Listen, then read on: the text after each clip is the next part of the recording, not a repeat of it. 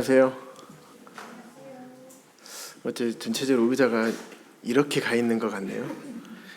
강대상을 이렇게 옮겨야 될 것 같은 생각이 많이 듭니다. 제가 살짝 이렇게 틀까요? 우리 성도님들, 방금 드렸던 찬양 반주 없이 이게 1, 2, 3, 4절 중에서 어떤 걸 할까 했는데 우리 여성정제님께서 가을 탄다 하셔가지고 1절로 반주 없이 9장입니다. 예배 찬송가 9장. 사람이 그렇습니다. 다 기억하지 못합니다. 예배 찬송가 9장입니다. 반주 없이 하겠습니다. 시작. 주 하나님 지으신 모든 세계 내 마음속에 그리워볼 때 하늘의 별 울려 퍼지는 내 손 주님의 권능 우주에 찬네. 주님의 높고 위대하심을 내 영혼이 찬양하네. 주님의 높고 위대하심을 내 영혼이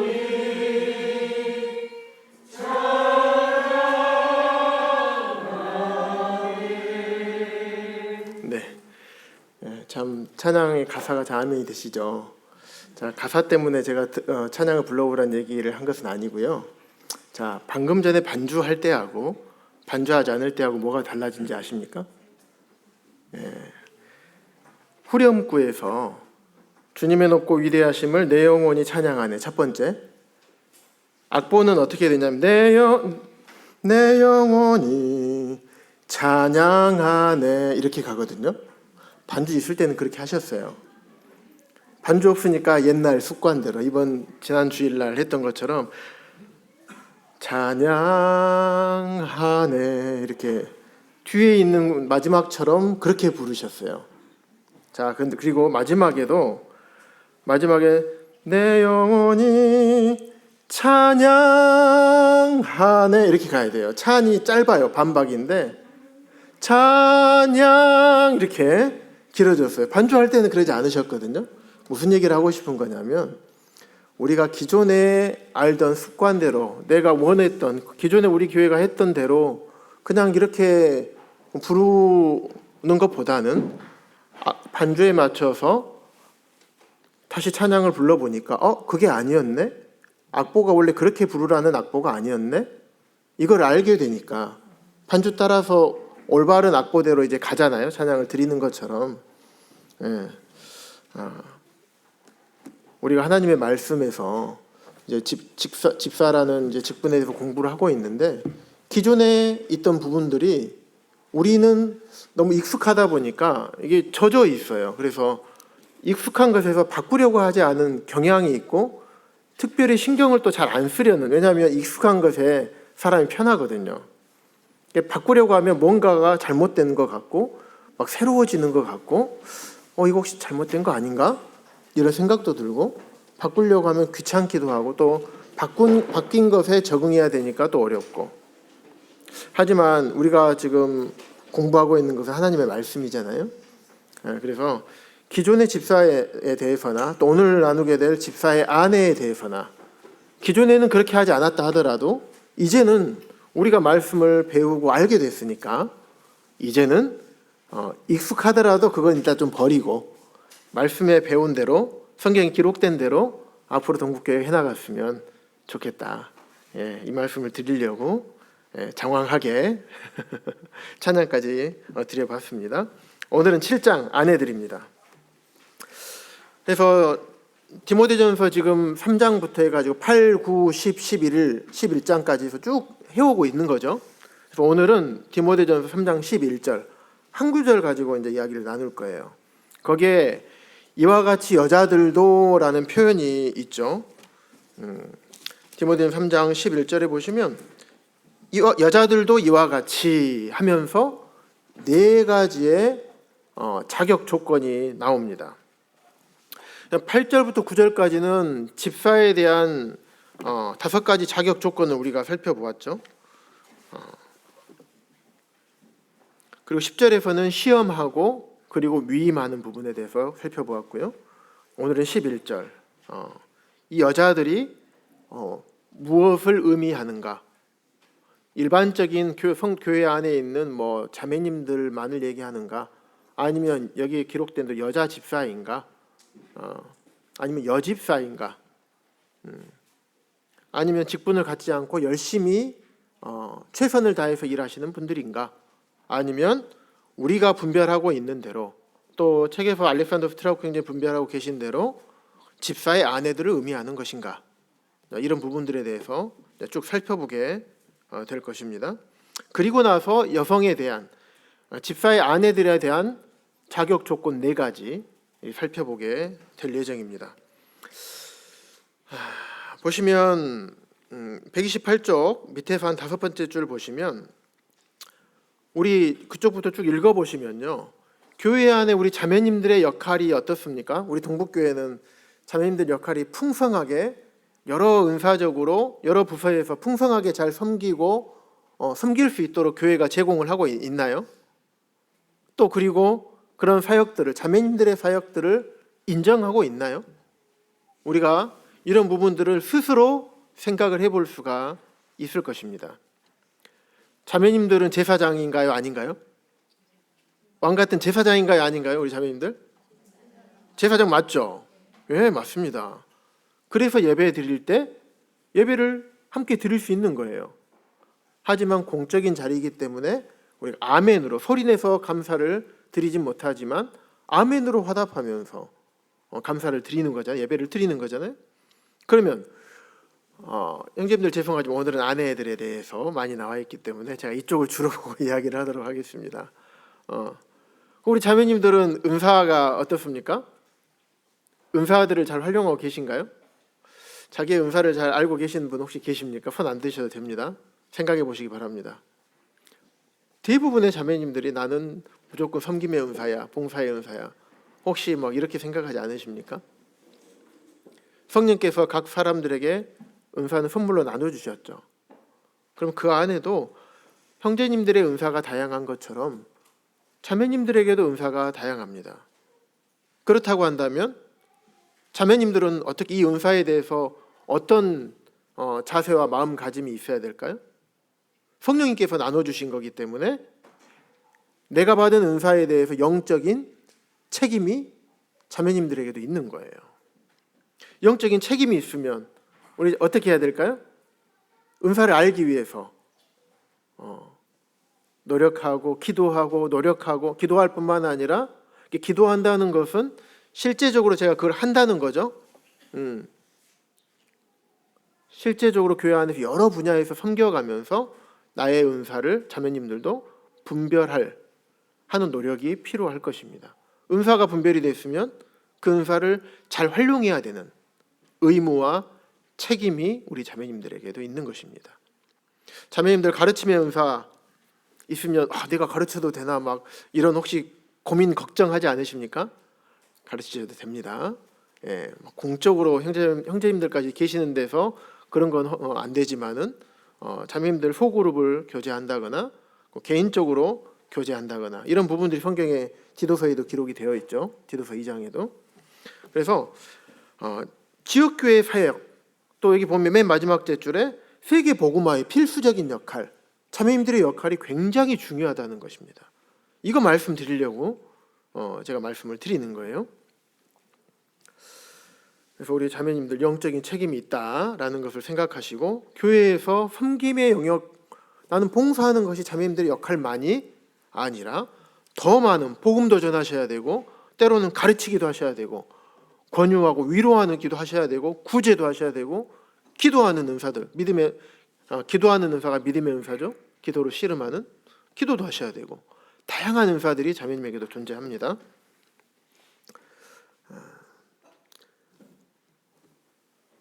그래서 우리 에베소서 129쪽에 히브리서 6장 10절 말씀이 있죠.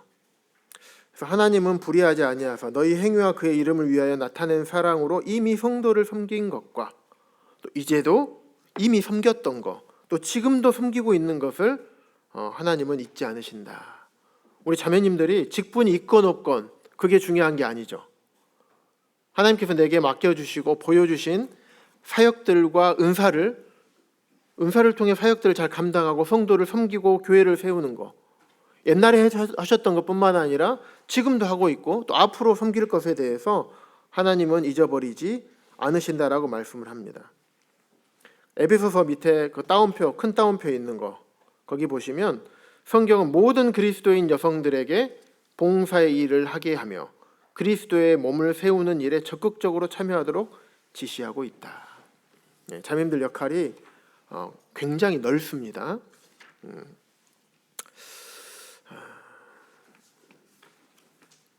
자, 이런 자매님들의 역할이 귀중하다는 것을 마음에 두시고 130쪽 한번 넘겨보겠습니다. 130쪽 보시면 디모데전서 3장 11절에 보시면 여자들에서 여기 구나이라는 헬라어가 쓰였습니다. 이 헬라어는 두 가지로 보통 해석이 돼요. 일반적인 여자들, 성인 여자나 아니면 아내로 번역되는 두 가지로 번역이 됩니다. 이 번역에 어떤 아내로 번역해야 되나 성인 여자로 번역해야 되는가, 여기에 대한 기준이 뭐냐면 문맥이에요. 문맥. 그래서 문맥만이 어떻게 번역해야 될까를 결정합니다. 그래서 일반적으로 이 원어에 대한 부분은 나중에 부로 갈 때 조금 더 자세히 다루도록 하겠습니다. 그래서 일반적으로 디모데전서 3장 11절에 써져 있는 여자들이라는 단어, 구나이라는 헬라어에 대해서 크게 5가지 견해가 있다고 기록이 되어 있죠. 일반적으로 모든 그리스도인 여성, 교회의 모든 자매님들 이렇게 보는 분별이 있고요. 두 번째, 여성 집사들과 3번 여집사들, 좀 헷갈리죠. 여성 집사들이 뭐냐면 남성 집사들과 동등한, 집사하면 남자도 되고 여자도 되고 공적으로 세워진. 그래서 이번에서 여성 집사들 말하고 있는 여성 집사는 공적인 2가지 직분밖에 없다. 장로, 집사. 그러니까 여자도 되고 남자도 되고 공적인 직분 2가지예요. 완전히 동등한, 남자와 여자가 동등한, 공적으로 동등한 것을 말하고 있습니다. 이렇게 보는 분별도 있습니다. 세 번째, 여집사는 장로가 있고 또 남성 집사가 있고 그 다음에 여집사가 있는 거, 이렇게 3가지로 나눠져 있습니다. 근데 이것은 그냥 섬기는 게 아니라 직분을 가지고 섬기는 자. 그래서 이와 같이 여자들도, 왜 그러냐면 앞에 문맥이 남자 집사에 대해서 얘기를 하고 있기 때문에 그렇습니다. 그런데 여기서는 남성 집사들과 유사하지만 거기하고는 또 구별되는 3번째 직분자 그룹을 형성한다고 주장하는. 그런데 이 여집사들은 집사의 자격을 완전히 갖추고 있지 않은, 완전한 집사의 자격을 갖추지 못한 별도의 그룹으로서의 여집사라고 보는 분별도 있습니다. 그 4번째, 여성 도우미 또는 집사들의 조력자. 여기는 직분을 가지고 있지 않고 정말 충성스럽게, 직분은 없지만 충성스럽게 집사의 일을 돕고 이렇게 하는 분들, 이런 여성 도우미나 집사들의 조력자로 분별하는 이런 분별도 있습니다. 그런데 이제 우리가 좀 전에 말씀드린 것처럼 우리는 집사들의 아내들을 가리킨다고 그렇게 분별을 하고 있습니다. 그래서 집사들도 자격이 필요하고 이와 같이 여자들도 이와 같이 집사의 아내들도 적절한 자격을 갖추어야 한다는 것으로 우리가 분별을 하고 있습니다. 그렇게 분별하는 것이 문맥상으로 굉장히 부드럽습니다. 목적도 분명하고요. 그렇다고 한다면 우리가 11절의 여자들에 대해서는 집사의 아내로 분별을 했죠. 그러면 집사의 아내들도 집사들처럼 자격이 필요하다는 겁니다. 그럼 나중에, 여기에는 기록이 되어 있지 않지만 나중에 시험하고 위임하는 데 있어서 집사의 아내의 자격 조건을 볼까요? 보지 않을까요? 보겠죠. 당연히 봐야 됩니다. 그 네 가지 자격 조건에 대해서 지금부터 살펴보도록 하겠습니다. 첫 번째, 정숙하고입니다. 디모데전서 3장 8절에 보면 이와 같은 집사들도 정중하고 라고 기록이 되어 있죠. 존경할 만해야 되고 고귀하고. 그래서 성도들로부터 존경받을 만한, 다른 사람들로부터 존경을 얻을 만한 태도와 행실을 말하고 있어요. 그래서 집사의 아내는 굉장히 존경스러워야 돼요. 그리고 사려 깊어야 돼요. 사려 깊다는 것은 다른 사람의 입장과 상황을 깊이 살펴서 알 수 있어야 된다는 얘기입니다. 보통 교회 안에서 그냥 지나가 버리는 분들도 있고 아니면 성도들을 세심히 살피는 분들도 있어요. 성도들의 관심이 많으신 분들은 세심하게 사려 깊게 살펴봐요. 그리고 다른 성도들에 대한 태도도 굉장히 사려 깊습니다. 그래서 많이 배려를 하겠죠. 교회 안에서 가장 연약한 분들이 누구일까요? 어린아이들, 그리고 노성도님들, 경제적으로 좋지 않으신 분들, 몸이 아프신 분들, 또 구도자들, 가장 연약한 분들이잖아요. 이런 분들에 대해서 가장 교회가 우선순위가 되도록 교회가 그런 방향으로 가야 될 것이고, 우리 참 여자들도, 집사의 아내들도 교회 방향과 맞춰서 그런 사려 깊은 시각이 필요할 것입니다. 그 집사의 아내의 자격 조건이 그래야 된다는 거예요. 134쪽에 보시면, 넘겨보시면 위에서 두 번째 줄 보면 경건한 성품과 경건한 삶의 모습을 통해서 얻을 수 있다. 전도서 7장 1절에 있는 어떤 좋은 이름에 대한 부분이에요. 경건한 성품은 어디서 나옵니까? 어떻게 우리가 알아볼 수 있습니까? 언행 심사를 통해서 알아볼 수가 있겠죠. 이거는 겉으로 드러날 수밖에 없는 것입니다. 왜 아내의 자격 조건이 이런 정숙하고의 자격 조건이 필요할까? 하나님께서 아내를 주신 목적이 남편을 잘 돕는 배필러, 남편을 도와서 남편이 하나님의 몸된 교회 안에서 좀 최선을 다해서 주와 복음을 위해서 살아가고 주님의 영광을 위해 살아갈 수 있도록 남편을 잘 세워주는 역할을 해야 되잖아요. 남자들은 혼자서 절대 못 씁니다. 자매님들의 도움이 필요해요. 그러면 돕는 자가 약하면 어떻게 될까요? 세워질 수가 없어요. 잠언 12장 4절에 보면 어진 여인은 지아비의 면류관이나 욕을 끼치는 여인은 그 지아비의 뼈가 썩음 같게 하느니라.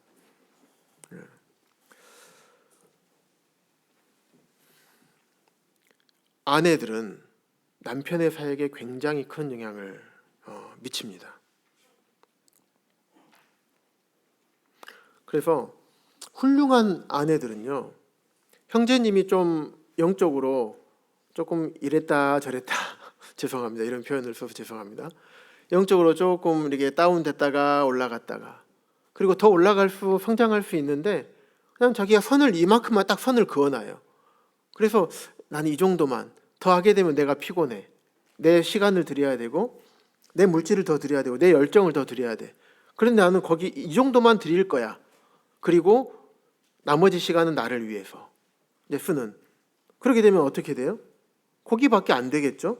그런데 주님께서는 주님의 모습까지 닮아가기를 원하시잖아요. 이럴 때 아내들이 필요한 거예요. 아내들이 우리 남편 되는 형제님들을 잘 이게 말이야 하면서 막 이렇게 하게 되면 부부싸움밖에 안 일어나죠. 자매가 돼가지고 말이야 어디 이렇게 그게 아니라 우리가 성도들을 권면하거나 때로는 남편이 아내를 또 잘 인도하고 어떻게 하면 더 좋은 방향으로 갈 수 있을까 하기 위해서 어떤 조언들을 하잖아요. 때로는 잘못을 지적하기도 하고. 그런데 중요한 것은 잘못을 지적하는 게 목적이 아니죠. 이 잘못을 상대방이 알게 깨닫게 하고 난 다음에 깨달을 뿐만 아니라 그 잘못을 개선하는 데까지 나아가기를 원하기 때문에 그런 얘기를 해주는 거예요. 그런데 나는 이야기했어 하고 상대방이 어떻게 받아들일지 그 사람의 성격과 그 사람의 성향이나 기분 전혀 생각하지 않고 내가 하고 싶은 언어와 표현으로 막 얘기해버리면 어떻게 합니까? 진짜 말 그대로 부부싸움이 일어납니다. 전쟁이에요. 그런데 내 남편이 어떻게 얘기하면 이 이야기를 잘 들어줄 수 있을까? 생각해서 남편이 듣고 받을 만한 언어와 표현으로 또 그 만한 적절한 시기에 또 적절한 타이밍에 이렇게 잘 얘기해 주는 거. 이게 지혜로운 아내의 역할이겠죠. 그렇게 되면 남편이 잘 세워집니다. 때로는 또 기다려주고 가장 중요한 게 이제 먼저 기도는 해야겠죠. 기도하고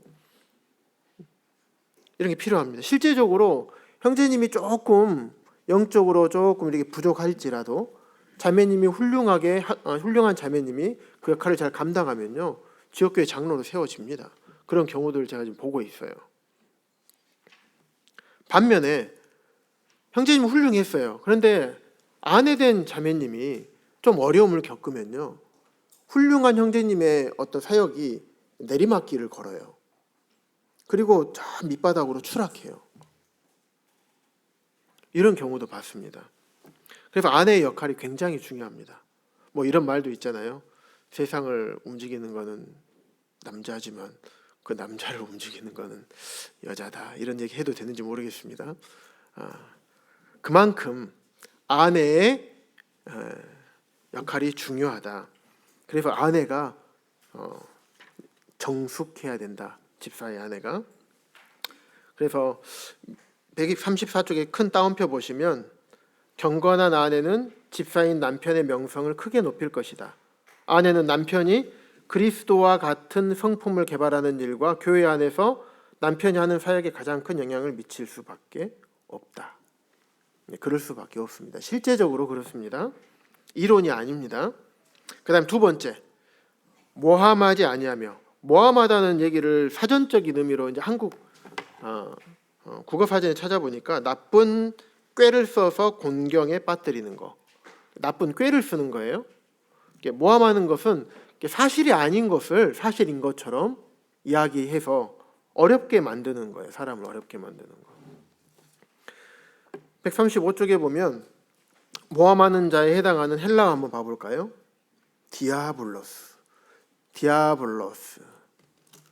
디아블로가 무엇을 의미하는지 혹시 아십니까? 마귀예요, 마귀. 디아블로 마귀입니다. 그래서 흔히 보면 교회 안에 이런 이야기들이 많이 돌죠. 세상에서도 그렇지만 카더라 통신 많이 있죠. 누가 그런다고 하더라. 사실인지 확인을 해야 되는데 확인하지 않아요. 근데 나랑 어떤 저 성도님이랑 관계가 좋지 않아. 그러면 사실이 아님에도 불구하고 사실인 것처럼 이야기해서 나랑 관계가 안 좋은 내가 싫어하는 분들을 완전히 깎아내리고 그게 모함이겠죠. 그래서 이 모함하는 거, 어쨌든 모함은 거짓을 얘기하는 겁니까? 주님을 닮았을까요? 마귀를 닮았을까요? 마귀를 닮았죠. 사단은 거짓말쟁이라고 했잖아요. 속이는 자고 거짓의 합이고. 그래서 각종 거짓말과 유언비어, 악의적인 험담거리, 사실 아닌 억측 퍼뜨리고 이래서 어렵게 되는 거예요. 그러니까 이게 사실을 기반으로 얘기하는 게 아니라 나의 생각을 또 나의 감정을 기반으로 이런 행위들을 하는 거예요. 그러다 보면 내가 자꾸 이야기를 하다 보면 사실이 아님에도 불구하고 내가 사실인 것처럼 믿어지는 현상이 오게 됩니다. 그래서 나중에 이제 자기의 말을 정당화하고 끼워 맞추기를 하게 되겠죠. 그래서 136쪽의 두 번째 단락에 보시면, 두 번째 단락의 두 번째 줄 보시면, 만일 지역교회에서 미움과 비방이 멈추지 않고 그것이 공개적으로 죄로서 다뤄지지 않는다면 거룩한 공동체가 될 수 없을 것이다. 고린도전서 5장에 보면 출교에 해당하는 죄가 기록이 되어 있어요. 그래서 비방하는 것들, 비방하는 것은 사실이 아닌 것을 얘기하는 거라고 했죠. 그래서 최근에 경기도 한 지역교회에서 일꾼들 비방해서 출교된 공문이 최근에 온 적이 있습니다. 그만큼 비방은 하나님께서 싫어하시는 겁니다. 그리고 집사의 아내는 실질적으로 교회에서 성도님들이 알지 못하는 이런 성도들의 어떤 은밀한 사실들 알 수 있겠죠. 왜냐하면 일꾼들이기 때문에. 그 집사의 아내들뿐만 아니라 장로의 아내들은 더 그러겠죠. 그럼 입이 어떻게 해야 될까요? 굉장히 무거워야 되겠죠. 천근추 만근추가 돼야 됩니다. 들어가면 안 나와야 돼요. 그런데 오히려 안 나와야 됨에도 불구하고 이런 것들을 이용해 가지고 다른 사람을 어렵게 하는, 그래서 험담하고 갈등을 일으키고, 이렇게 되면 교회가 그 피해는 고스란히 입게 됩니다. 그래서 집사가 말에 대해서 정중해야 되고 또 일구이연을 하지 않아야 되는 것처럼 집사의 아내도 모함하지 않아야 될 것입니다. 모함은 말에 관한 내용이죠. 그래서 말에 대해서 진실성을 보여줘야 됩니다. 세 번째 조건, 자격 조건, 절제하며. 우리 지역교회 안에서 비밀이란 게 있습니까? 우리 성도님들의 어떤 삶에 대해서나 비밀이 있을까요? 아주 은밀한 죄에 대해서는 비밀이 있을 수 있겠죠. 하지만 성도들 간의 성격과 인품에 대해서는요, 비밀이 있을까요? 왜냐하면 그건 비밀이 없어요. 왜냐하면 한두 달 감출 수는 있어요. 어느 정도 기간은, 짧은 기간 감출 수는 있지만 이거는 그냥 겉으로 드러날 수밖에 없어요. 드러나게 돼 있습니다. 비밀이 없어요. 그래서 성도들은 137쪽의 맨 위에 줄 보시면, 성도들은 집사들과 장로들의 아내들을 알 뿐더러 어떤 사람인지 안다는 겁니다. 그리고 선악간에 그 집사의 아내들이, 집사들과 장로들의 아내들이 그들의 자기 남편과 교회에 미치는 영향을 잘 알고 있어요. 그래서 집사의 아내는 앞에 말씀드린 두 가지 조건, 정중하고 존경해야 할 만하고 또 모함하거나 비방한다는 부정적인 평판에 대해서 완전히 벗어나야 될 뿐만 아니라 안정된 행동과 균형 잡힌 판단력을 보여주는 세 번째 조건인 절제하는 마음을 가진 사람으로 알려져야 된다. 이런 마음이 집사의 아내가 필요하다는 것입니다.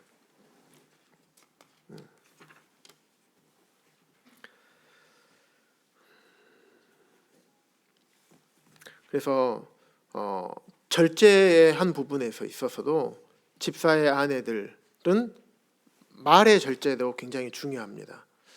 지역교회에서 장로나 집사의 아내분들께서 이 말을 너무 이렇게 하시다 보면, 또 잘못하시다 보면 교회에 굉장히 어려움을 주는 경우들이 굉장히 많았습니다. 그래서 결국에는 그런 잘못됨으로 인해서 지도력이 하락되고 추락되고, 그러면 교회를 인도하는 지도력이 약해지면 교회가 어려워지게 되겠죠. 이런 결과를 초래하게 됩니다. 그렇기 때문에 집사들과 장로들의 아내의 역할, 또 자격 조건들이 굉장히 중요합니다. 마지막 네 번째 조건, 모든 일에 충성된 자라 할지니라. 충성되다라는 단어는 신뢰할 만하다, 믿을 수 있다, 또는 진실하다라는 뜻이 있다고 합니다. 그래서 이 의미가 집사의 아내는 삶의 모든 영역에서 충성스러워야 한다는 것. 139쪽의 위에서 세 번째 줄 보시면 그 모든 영역이라는 게 무엇인가, 즉 이렇게 나와 있어요. 그리스도와 하나님의 말씀에 대한 헌신. 교회에만 헌신하면 안 되겠죠.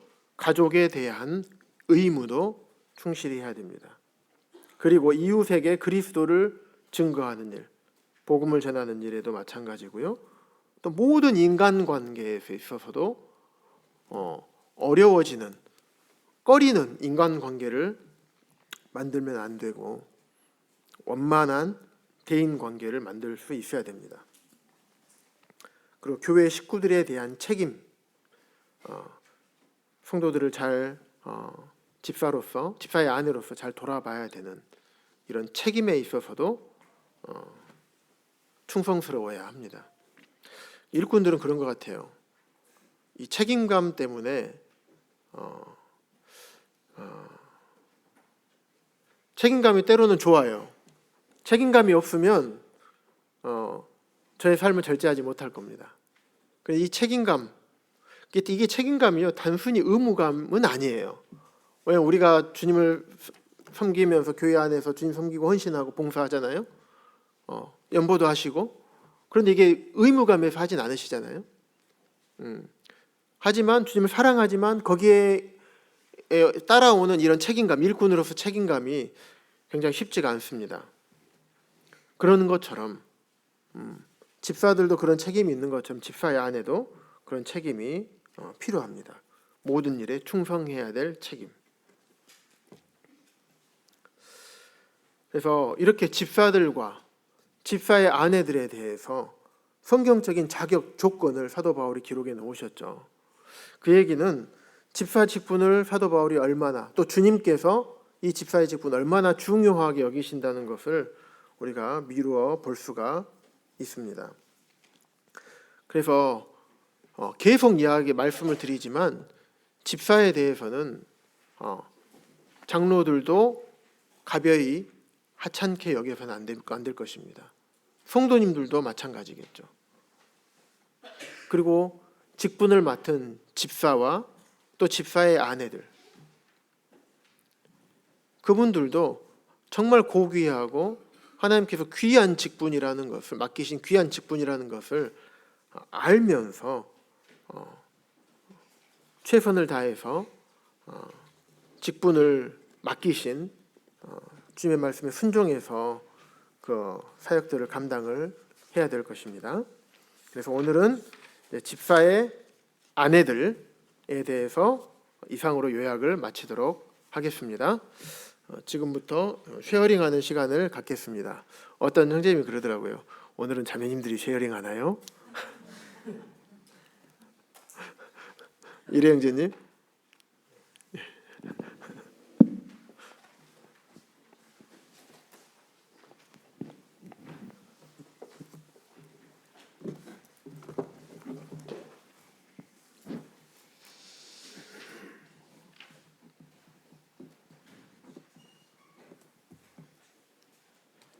네, 저는 이제 집사가 참 감당할 부분을 참 공식적으로 검증함이 이제 맞음을 이제 맞다는 것을 이제 배경으로 반대의 경우를 좀 생각을 해봤습니다. 그래서 반대의 경우에는 이제 이게 자매님에 대한 검증도 필요하고 집사 자매님에 대한 검증도 필요하고, 그렇지 않은 경우에 좀 하나님 보시기에 같은 그리스도의 종으로서 역할을 감당을 함이 참 하나님 보시기에도 아름다운 모습이자 또 그에 대해서 하나님께서 기쁘게 여기신다는 것을 또 확인할 수 있었고, 또 저는 이제 집사 하면은 떠오르는 게 이제 형제님에 대한 이미지만 좀 이렇게 떠올랐었습니다. 실제로도 그 집사 그 형제님들을 어머니들이 이제 주로 해 오셨던 참 그러한 것들만 머릿속에 남아 있는 것 같고, 또 자매님들에 대한 어떤 역할에 대해서도 좀 주의 깊게 또 여기지 않고 또 생각하지도 않고 이런 것들이 있었는데, 이제 집사 형제님뿐만 아니라 자매님들의 역할도 좀 이 7장에서 참 집사 형제님 못지않게 중요한 역할들을 참 감당하고 또 보이지 않는 곳에서 그렇게 헌신하고 계시는 모습들이 참 감사가 됐습니다. 네, 이상입니다.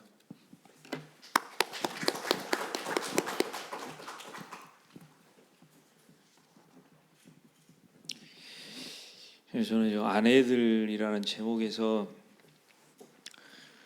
모든 것을 다 이렇게 그렇구나라는 결론을 얻었는데요. 조금 생각하다가 아내가 무엇인가 생각했더니 제가 모르는 게 너무 많아요. 그래서 네이버 검색을 했어요. 혼인화의 남자의 짝이 된 여자. 그럼 혼인이 뭔가 했더니 남자와 여자가 부부되는 일. 궁금한 게 그럼 결혼이 뭐냐 했더니 남녀가 정식적으로 부부관계를 맺는다. 아내 혼인, 결혼이 한 가지를 의미하고 있더라고요. 둘 다 하나 되는 거. 아내도 짝이 되는 거, 하나 되는 것이. 혼인도 부부가 되는 거, 하나 되는 거. 결혼도 부부관계를 맺는 거, 하나 되는 거. 결국은 하나. 그래서 아내가 하는 것은 남자가 하는 것이고, 남자가 하는 것은 아내가 하는 것이라는 그런 결론을 얻었어요. 그리고 가만히 생각해 보니까 하나님 앞에 혼자만 순종해서 나간 가정들이 없는 것 같아요. 나 보기에는 없는 것 같아. 그리고 내 주위에는 저는 못 봤고요. 성경에서도 없는 것 같고. 근데 이제 잘못된 사례를 성경에서 한번 찾아봤는데, 맨 처음에 하나님 앞에 잘못된 사람 아담과 하와, 한 사람만 순종해서는 안 됩니다. 둘 다 순종해야 돼요.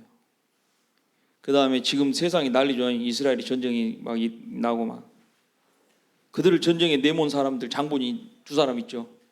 아브라함과 사라.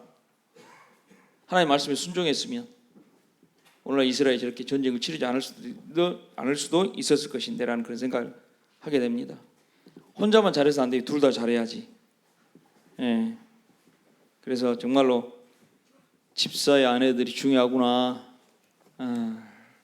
둘이 하나니까 당연하겠다 그런 생각을 했습니다.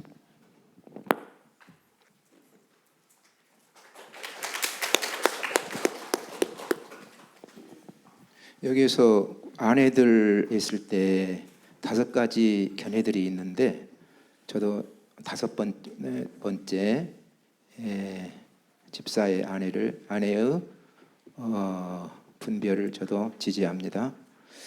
그래서 여기에서 또 말하는 그 자격에 대해서 말하고 있는데, 앞에서 교제해 주신 대로 이제 중복이 될 수 있습니다만은 다시 한번 말씀드리기를 원합니다.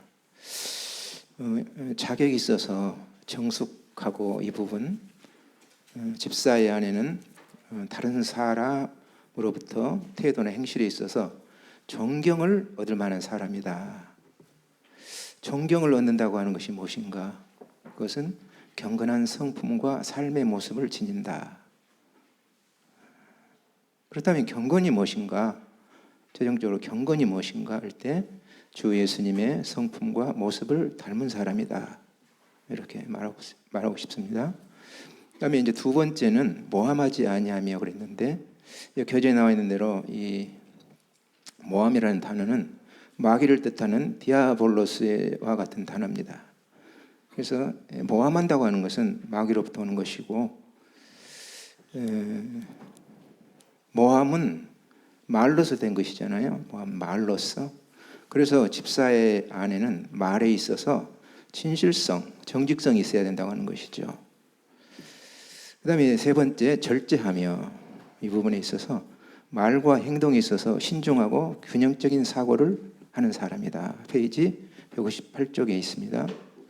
신중이라는 것이 무엇인가 했을 때 성도들 사이에서 벌어지는 이러한 일들에 대해서 성도들 사이에서 벌어진 이러한 일들에 대해서 남편인 집사에게 이런 말을